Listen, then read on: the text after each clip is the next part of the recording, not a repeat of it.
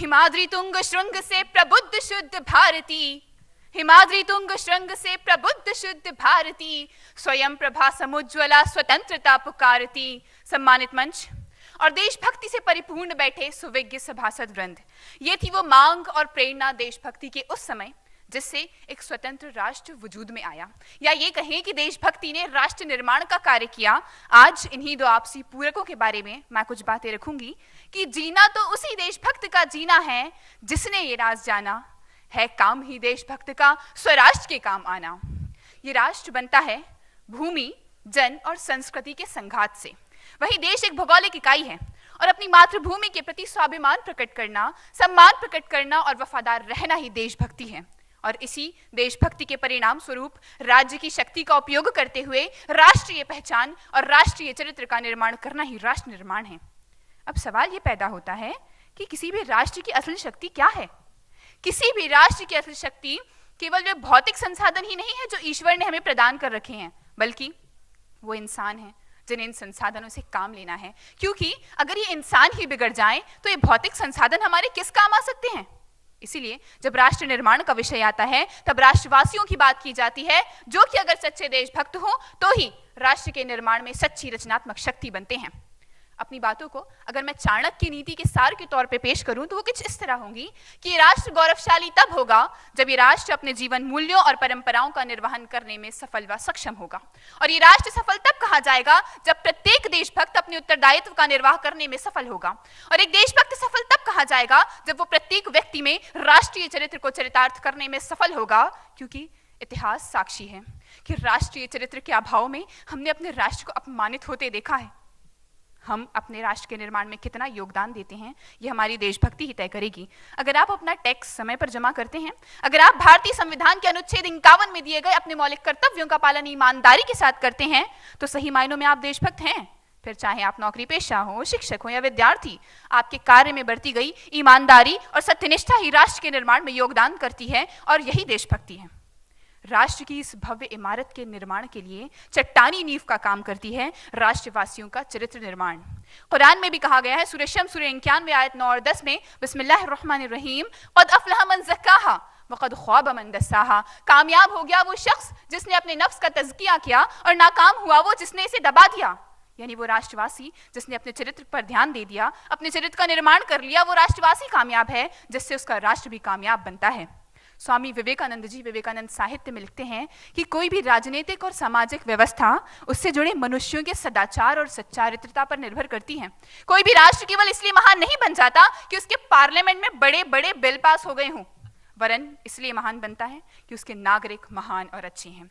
और इसके लिए उस राष्ट्र की सेवा करने वाले कर्मचारियों में, उसकी रक्षात्मक सेवा करने वाले सिपाहियों में इतना देश प्रेम, इतना संविधान प्रेम और स्वयं प्रजातंत्र की अवधारणा के साथ इतनी वफादारी विद्यमान हो कि वो ना तो प्रजातंत्र की जगह किसी बाहरी दमन को अपने देश पर हावी होने के षड्यंत्र में साधन बने, और ना ही कोई लोकतंत्र और संविधान के खिलाफ उनका उपयोग कर सके। इस भावना से परिपूर्ण देशभक्त ही ले जाता है अपने राष्ट्र को उच्च शिखर पर।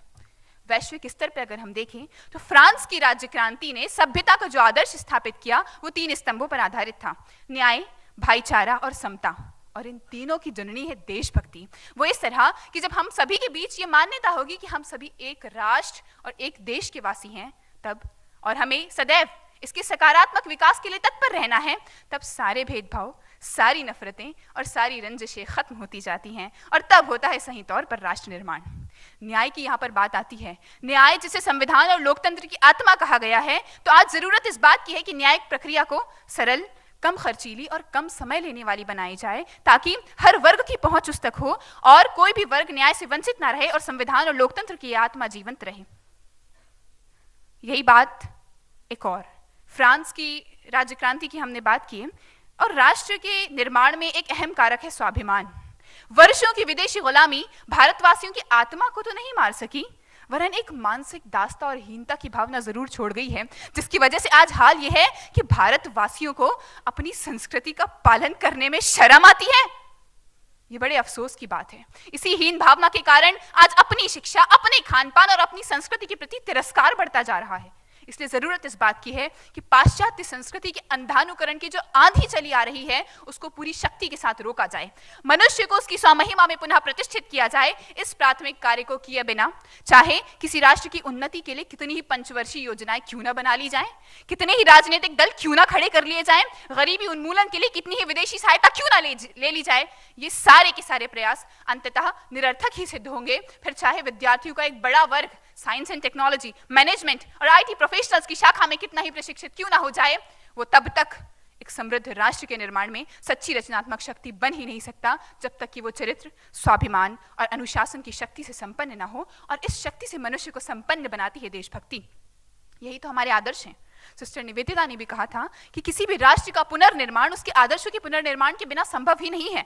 और अगर इन आदर्शों का निर्वहन करने में राजनीतिक सत्ताएं बाधा बनती हैं तो एक देशभक्त ये याद रखे कि राजनीतिक सत्ताओं के स्वार्थ से राष्ट्र का हित महत्वपूर्ण है और इतिहास साक्षी है कि सत्ता और स्वार्थ की राजनीति ने सदैव इस राष्ट्र का अहित किया है। इसलिए जरूरत इस बात की है कि व्यक्ति से व्यक्ति, व्यक्ति से समाज और समाज से राष्ट्र का एकीकरण किया जाए। अतः शीघ्र ही व्यक्ति, समाज और राष्ट्र को एक सूत्र में बांधना होगा और वो सूत्र राष्ट्रीयता ही हो सकती है जिससे जन्म लेती है मानवतापूर्ण देशभक्ति। जी हाँ दोस्तों, मानवता का शब्द हम यहाँ से नहीं हटा सकते क्योंकि मानवता के उत्थान के लिए ही तो राष्ट्र निर्माण की बात की जाती है। और आज हम देख रहे हैं कि राष्ट्र की गलत और संकुचित परिभाषा आज मानवता को सीमाओं के आधार पर बांटकर उसका कत्ल करते नहीं थकती। बर्नार्ड रसेल ने कहा था कि सच्चा देशभक्त देश के लिए मरने की बात करता है, देश के लिए मारने की कभी नहीं। और हमारी तो मान्यता है वसुधैव कुटुंबकम की। हम बहुपनिषद के अध्याय 6 श्लोक 72 में भी पढ़ते हैं, यम निजः परोवेति गणना लघु चेतसाम उदार चरिता नाम तु वसुधैव कुटुंबकम। इस वसुधैव कुटुंबकम की भावना से परिपूर्ण देशभक्त ही ले जाते हैं अपने राष्ट्र को उच्च शिखर पर। इंसानियत की बात यहाँ आती है और आज इंसानियत का सबसे बड़ा दुश्मन आतंकवाद हमारे देश के राजनीतिक, सामाजिक और आर्थिक ढांचे को पूरी तरह खोखला करता जा रहा है। फिर चाहे वो आतंकवाद खुलेआम मासूमों के कत्ल के रूप में हो, फिर चाहे वो आतंकवाद मजलूमों पर हो रहे अत्याचार और शोषण के रूप में हो, फिर चाहे वो आतंकवाद तेजी के साथ बढ़ती और कानून को अपने हाथ में लेती मॉब लिंचिंग के रूप में हो। इन सभी के खिलाफ इंसानियत के नाते पुरजोर कदम उठाने की जरूरत है, या आवाज उठाने की जरूरत है कि अपनी दहशत से हर एक लम्हा डराने वालों, गोलियां हम पे सरेआम चलाने वालों, याद रखो कि चिरागों को तरस जाओगे आज घर घर के चिरागों को बुझाने वालों। आजादी के बाद 72 सालों से हम गरीबी, सांप्रदायिकता, जातिवाद, आतंकवाद और भ्रष्टाचार की जंजीरों से अपने देश को आजाद कराने के लिए संघर्ष कर रहे हैं। जितना ज्यादा हम इन जंजीरों से आजाद होने की कोशिश करते हैं उतना ही गहरा हम इस दलदल में धंसते चले जाते हैं। ये राष्ट्र निर्माण में एक बहुत बड़ा चैलेंज बना हुआ है और सेक्युलर, जातिवादी, मानववादी, गैर मानववादी, कट्टरपंथी, सांप्रदायिक जैसी बनी बनाई अवधारणाओं से परे होकर इतिहास लेखन की एक नई वैकल्पिक नीति की खोज आज अकादमिक दुनिया के लिए एक बड़ा चैलेंज बना हुआ है, जिसे पूरा करने के लिए देशभक्तों को और खासतौर से युवाओं को आगे आना होगा, क्योंकि हमारे इतिहास की समझ पर ही हमारा वर्तमान निर्भर करता है। लेकिन हमारी इतिहास की समझ वर्तमान की राजनीति पर आधारित नहीं होनी चाहिए। एक और सुझाव मैं यहाँ रखना चाहूँगी कि राष्ट्र के निर्माण में हमारी एकता का बहुत महत्व है, जिसकी जननी है देशभक्ति। जरूरत इस बात की है कि देशवासियों में आपस में एक दूसरे की धार्मिक मान्यताओं के प्रति समझ पैदा हो। जरूरत इस बात की भी है कि धार्मिक स्थानों पर अंतर धार्मिक आवागमन बढ़ाया जाए, क्योंकि विडंबना इस जमाने की यह है कि आज एक मुस्लिम जिसकी पूरी जिंदगी मंदिर के आसपास गुजरती है, उसे ये बात नहीं पता होती कि वहाँ क्या सिखाया जाता है। एक सनातन धर्मी जिसकी पूरी जिंदगी मस्जिद के बाजू में रहते गुजरती है, उसने ये जाकर कभी नहीं देखा होता कि वहाँ जुमा के खुतबे में क्या बात सिखाई जाती है। और यही हमारे बीच की खाई को गहरा कर रहा है। कम से कम जाकर तो देखें कि क्या सिखाया जाता है। गलत फहमियों में कब तक जिएंगे? ये गलत फहमियां भी राष्ट्र के निर्माण में बाधा बनी हुई हैं। इन सभी को दूर करने के लिए हम सबको मिलकर संघर्ष करना होगा। जरूरत इस बात की है कि समय समय पर राष्ट्रव्यापी स्तर पर यह आह्वान किया जाए कि आए हम सब मिलकर एक संकल्प लें। संकल्प राष्ट्र निर्माण का, संकल्प आत्मसम्मान का, संघर्ष भविष्य और राष्ट्र के निर्माण का। और क्योंकि जब कोई राष्ट्र संघर्ष से भर जाता है तभी सच्चे देशभक्त पनपते हैं, और हम ही वो लोग हैं जिनका संघर्ष इस देश से अंधकार को दूर करेगा। जब अपना काफिला अज़्मो यकीन से निकलेगा, जब अपना काफिला अज़्मो यकीन से निकलेगा, जहां से चाहेंगे रास्ता वहीं से निकलेगा, और जो बांटेगा रोशनी अपनी वो आफताब इसी सरजमी से निकलेगा, इसी सरजमी से निकलेगा। शुक्रिया। स्वराष्ट्र जिंदाबाद।